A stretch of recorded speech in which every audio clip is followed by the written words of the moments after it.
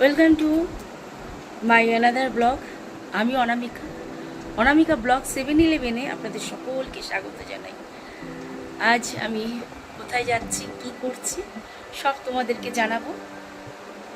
সকালবেলা, অনেক সকাল, এখন 5:30 বাজে।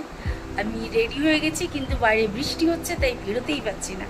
অঝোরে বৃষ্টি, মানে ছাতা নিলেও সেই বৃষ্টি আটকানো যাবে না। তো যাই হোক, বেরোতে তো হবেই। আমার একটু লেট হয়ে গেল, আর একটু আগে বেরোতে পারলে ভালো হতো, কারণ 5টায় বেরোতে পারলে ভালো হতো, কিন্তু এখন 5:30টার বেশি বেজে গেছে। তো যাই হোক, তো টাইমটা চলে যাচ্ছে বলে বড় বিরক্ত লাগছে।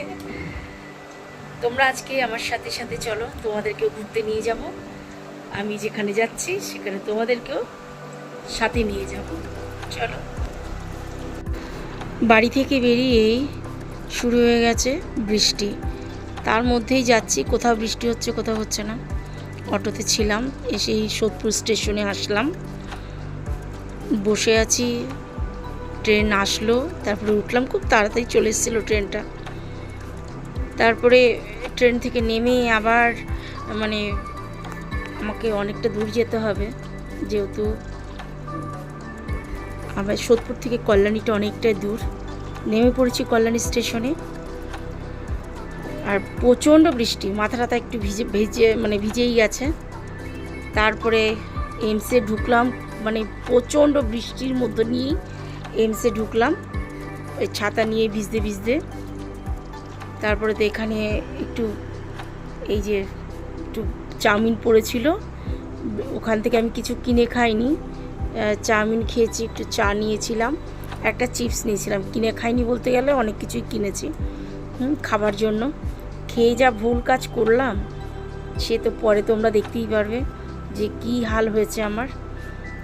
বাইরের কোনো খাবার আর কি হজম হয় না। তোমাদেরকে যেটা বলতে চাইছি, এই ধরনের বই আর কি করতে হয় এমসে আসার সময়। এখানে এসেই বই করতে হয়, বই দেখিয়ে যে কোনো ট্রিটমেন্ট, যে কোনো রোগের জন্য ওই বইটাই, একটা বই সব কাজে লাগবে। তবে ওই একটা বইয়ের কিন্তু 1 বছর মেয়াদ। আর এখানে চলে এসেছি, লাইনে দাঁড়িয়ে, বিশাল লাইনে দাঁড়িয়ে আমি টোকন নিলাম। তারপর আমার 5 নম্বর কাউন্টারে আর কি আমার পড়েছে, আমার 63 ছিল আমার নাম্বার আর কি, তখন 55 দেখাচ্ছিল। যাই হোক, অবশেষে দেখালাম, ডাক্তার দেখিয়েছি, ওষুধ নিয়েছি। কল্যাণী স্টেশনে চলে আসলাম, পুরো কাক ভেজা। কী পরিমাণে বৃষ্টি হচ্ছে কি বলবো। ওই বৃষ্টিতে ভিজতে ভিজতেই চলে আসলাম কল্যাণীতে। স্টেশনে দাঁড়িয়ে আছি, ট্রেন আসলো। আমি এখন মার এখানে এসেছি, এসে পুরো বৃষ্টিতে ভিজে গেছে। আর আমি তো কিছু নিজের জামা কাপড় আনিনি, এখানে যা ছিল তাই একটা নাইটি বার করে পরে নিলাম। আর আমার জামা দেখবে পুরো চিপচিপে ভেজা, জামা ঠামা সব ভেজা একদম। তো আর কি করা যাবে, বৃষ্টি কাকে বলে, মুষলধারে বৃষ্টি। আমি একটুকুনি ভিডিও করেছিলাম, কিন্তু তারপরে 10 গুণ বেশি বৃষ্টি হয়েছে। আর কি করা যাবে।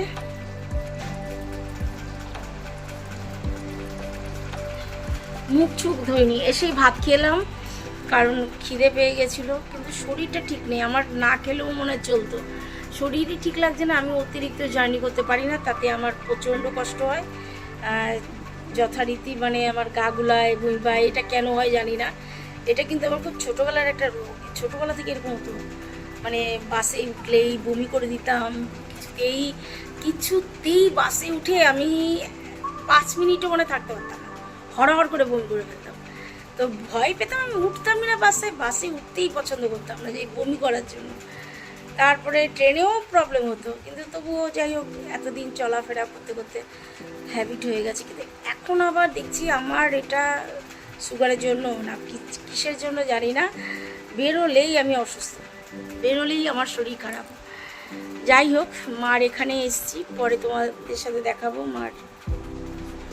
মাকে নিয়ে পরে ভিডিও করছি। মা এখন একটু, এই তো আমার জন্য না খেয়ে বসেছিল। আমি এই 5টার সময়, 5:30টায় ঢুকলাম, এখন দুজনে মিলে ভাত খেলাম এই বিকেলে।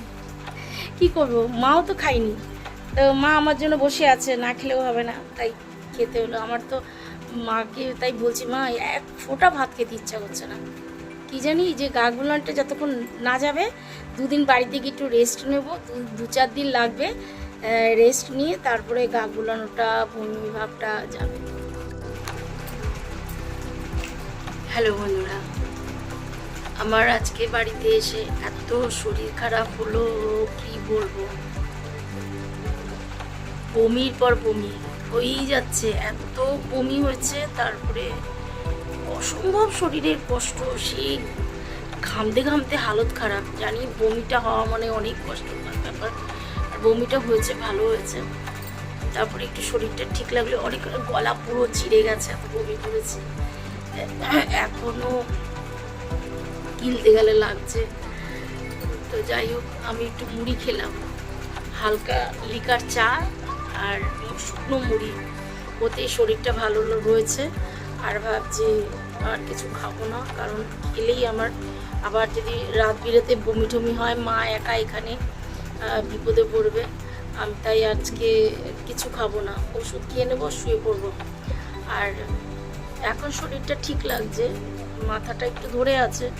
আর প্রচণ্ড বৃষ্টিতে ভিজলাম না, মানে বৃষ্টি, ভ্যাপসা গরম, তার উপরে আমি একটা ভুল হয়েছে, একটা ভুল না, মানে এটা আমি জানি যে এই ভুলটা হলেই আমার শরীর খারাপ করে।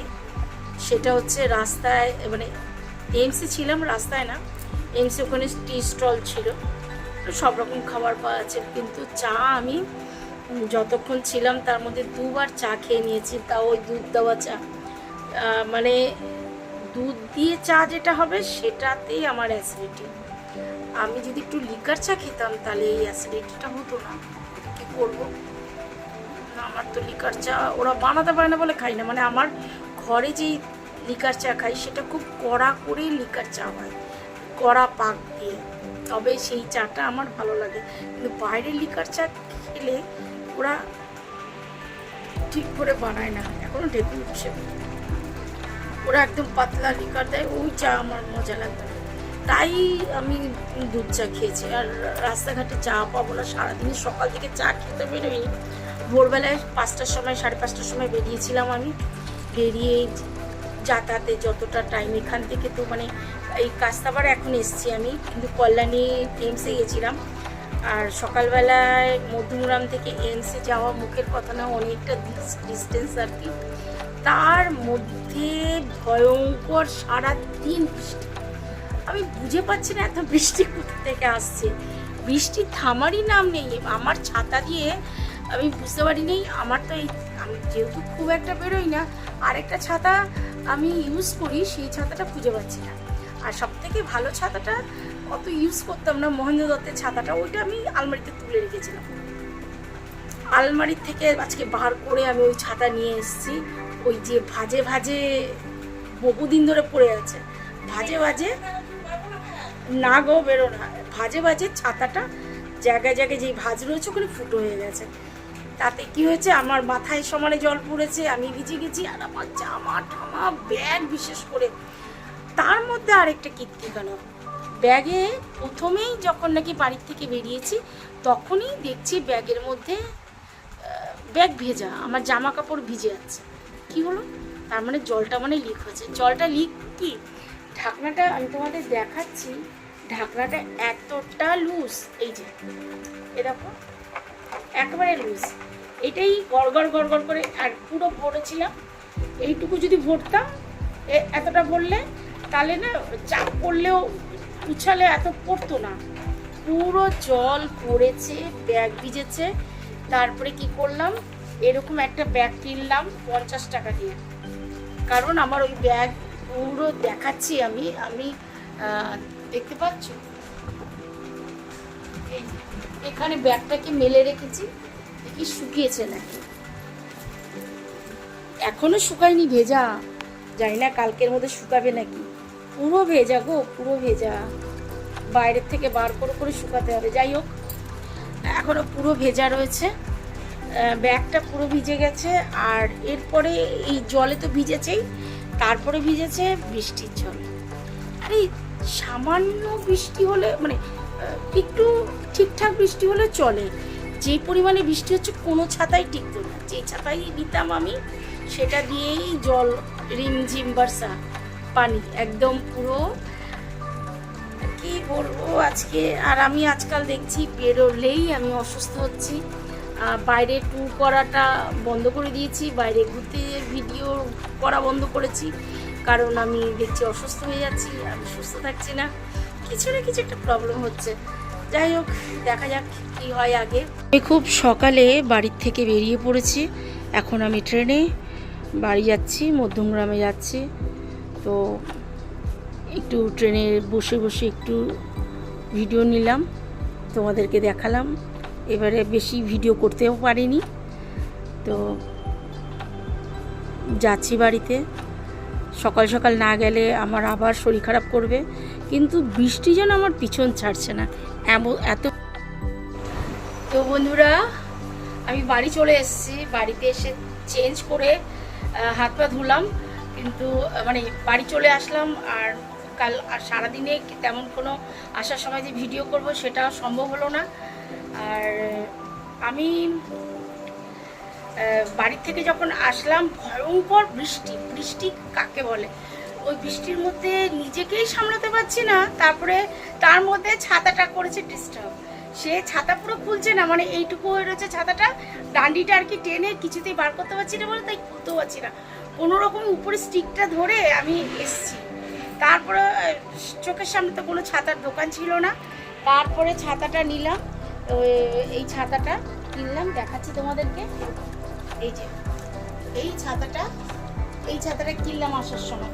যেই ছাতা কিনলাম, 70 থেকে নেমে মধ্যমগ্রামে যখন ছাতাটা কিনলাম, তারপরে দেখছি কোনো বৃষ্টি নেই, ঝিরিঝিরি পড়ছিল তখন, তার জন্য দৌড়ে গিয়ে ছাতাটা কিনলাম। ওই ছাতাটা তো খুলতে পারছি না, তাহলে ছাতা লাগবে, ছাতাটা যেই কিনলাম তারপরে একদম শুকনো হয়ে গেল।